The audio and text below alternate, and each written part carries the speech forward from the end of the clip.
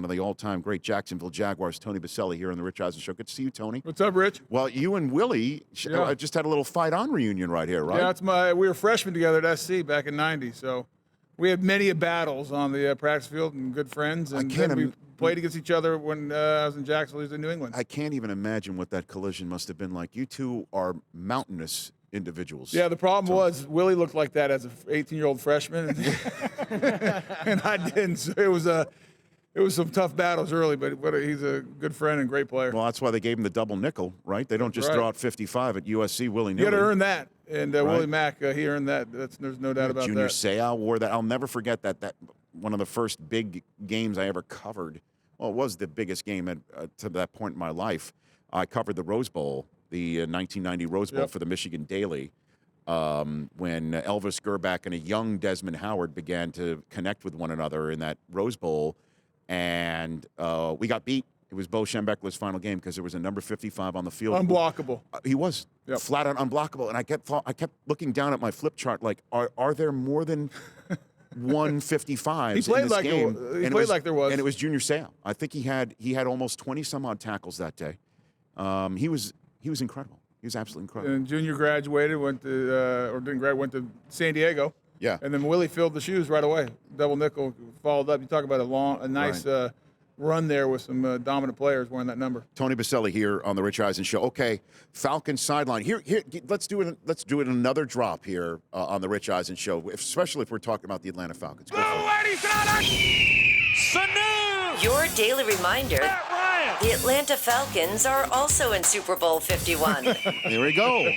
That's why they put me over there, the offensive lineman. James Lofton, already in the Hall of Fame. He gets the Patriots sideline. He gets the Patriots. What are you hearing from the Falcons so far when you're knocking on their door and talking to some of their players and coaches? Well, they're confident. I'll tell you that much. I mean, I think the media and the fans and kind of all the coverage is about the Patriots and Tom Brady and Belichick, and rightfully so. I mean, look what they've done. And then you got the whole Deflategate and handing the trophy. I mean, which is a bunch of nonsense. I mean, it's nonsense. So the Falcons are just going about their business, but it's a confident group. Devontae Freeman, the running back, basically said, "Listen, we're coming out to play, and we're going to do what we do." And that offense, number one offense, Matt Ryan, Julio Jones. I mean, the list of characters they have. I don't think they're intimidated. I don't think it's too big of a stage for them. I think they feel like they belong. When Kyle Shanahan and the group goes into their meeting rooms, who are they circling on defense that they think they can get their matchup to their benefit? Because, that's how they've been doing. Obviously, Matt Ryan's been playing out of his head, but they always seem to be able to scheme in a way to get somebody on the field being covered by somebody who has no business covering that individual. They've been matchup nightmares all year. The interesting thing early is going to be is how's Belichick, because he's known for taking one guy away or that one thing they want to do. Do they try to take Julio away and double, with maybe Logan Ryan and the guy over the top and let Malcolm Butler go play on Sanu? But you got to pick your poison with them because it's not just Julio. You got Sanu, you got Gabriel, and then you have the two backs, Freeman and Coleman, who are averaging well over 4 yards a carry. Their play action pass game's unbelievable, and so I don't know if there's that one guy because the same can be said about that Patriot defense. I mean, how many of those guys are household names outside of Malcolm Butler? He's not even. I mean, but just because what he did in the Super Bowl. Outside of that, Hightower maybe. I mean, where is it? McCourty, Ninkovich. I mean, we're Alan Branch up front. They play the best team defense in the NFL. So I don't know if there's that one guy say, hey, if we can get this matchup we like, because the Patriots are going to change it up. They're going to give different looks. They're going to have something specific for this Atlanta Falcon offense. Yeah, Tony Boselli joining me here on the Rich Eisen Show. What do you think of when you think of Saturday right now, Tony? I mean, how often does it drift into your mind that you have a chance at football immortality coming up on Saturday? Congratulations on being a finalist, by the way. That is no small feat. No, it's it's nice. My wife was all excited. She's crying when I made the finalist, and I said, calm down. I mean, no one will remember if it doesn't work out on the Saturday before the Super Bowl. I mean, tell me who the finalists were last year that didn't make it. I mean, no one cares at that point. But if I work with a bunch of them, so I do know a couple off the top of my head. And you still don't care about them, do you? No, they can all, again, the name of the show is on the carpet right there. But no, obviously Kurt and Terrell Davis. And they're all great players, right. every one of them. So are you. If I get in, it'll be a huge honor. There's no doubt about it. It'll be life-changing. And I was telling someone the other day, though, if I don't, I mean, I'll still wake up. Life will be about the same as it is right now. Not much will change.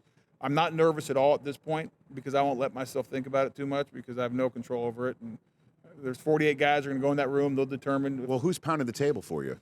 I think there's a number of guys. I mean, we got the local guys, Sam Kavaris, Vito Stellino, who's a Hall of Fame guy himself. You hear from different guys saying, I'm for you.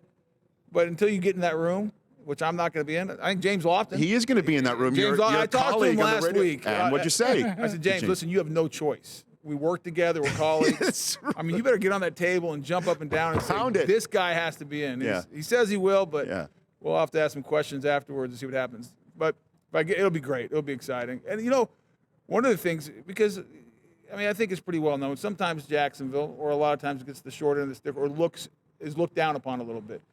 And in the NFL, small market and everything else. So to be able to get in for that franchise would be important for me, too. Tony Boselli here on the Rich Eisen Show. And now, how about Tom Coughlin back with Jacksonville? Yeah, it's interesting. Isn't it amazing how we're sitting here in 2017 and again, we talked about it earlier in the first hour. Federer and Nadal are playing in a Grand Slam final in 2017. The Venus-Serena matchup that happened, and you can never really say never in the sports world. Now here, Tom Coughlin's back. It's interesting. In Jacksonville. Yeah, it's tough. I mean, listen, he's the same guy from the standpoint everything matters, details, a lot of, different rules and what you can wear in the facility. Collared shirts, you got, the khaki pants now, 5 minutes early, the press conference. The funny thing is the release was sent out that's going to be, I think, a 10 o'clock press conference. 10 minutes later, it was sent out, wait a second, press conference started at 9:55. Like somehow. Are you serious that actually? I'm not lying. There was a second release that said we're starting 5 minutes early, which is like, what is it? Okay, let's just start on time. Well, I mean, I was fine. Yeah. I was early for a meeting when I played, only 3 minutes early. Yeah. And I got fined because it was not 5 minutes early. Come on. Yeah, the itinerary said, it starts at 9, whatever, o'clock. I showed up at 8:57. Door was shut. I think it was me and Clyde Simmons, defensive end, and we weren't allowed in the meeting room and got a fine in our locker. How did you handle that? I paid it. Because at some point it's. Do you write a check? Like, how does that transaction go they down? take it Is out of your cash? check. Oh, They just take it. Wages garnished, sir. Yes. They just take it. Wow. Yeah, they basically just Tax say, write-off? we're going to take your money. Tax write-off. Definitely not Trying a to take tax something for write-off. you. Tax write-off. Yeah, no tax write-off. So the intensity has come out. It's just a different feel. Gus Bradley was more, Pete Carroll. There was a lot of, which obviously different. works in Seattle. And, and they actually played hard. The quarterback didn't play good enough this year. Tom's the opposite end of the spectrum. And, Rich, you've been around him a little bit and understand the intensity that can just permeate off his being. Well, I made a mistake at the Combine once to take his photograph and put on my, Instagram account. Yeah, that wasn't good.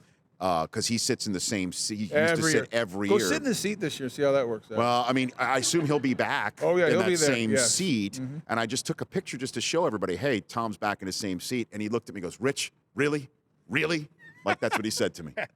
And I just looked at him and I'm like, what? I acted like, and I put the phone to my ear, and I started acting like I was on the phone with somebody. The best is at the press conference. I showed up. That actually happened. Yeah, I showed up to the press conference in jeans and what I wear every day to the stadium when I go down there. Oh, no. And everyone else was.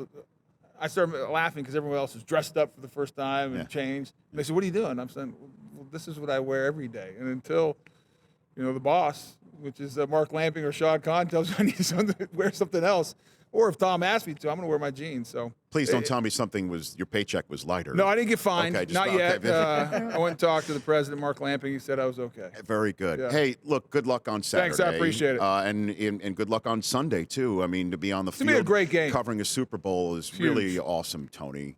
What do you think happens, though, when toe meets ball? Your best guess is we're 6 days out. Best guess, I think it's going to be whatever field goal kicker's on the field at the end making that long field goal to win it.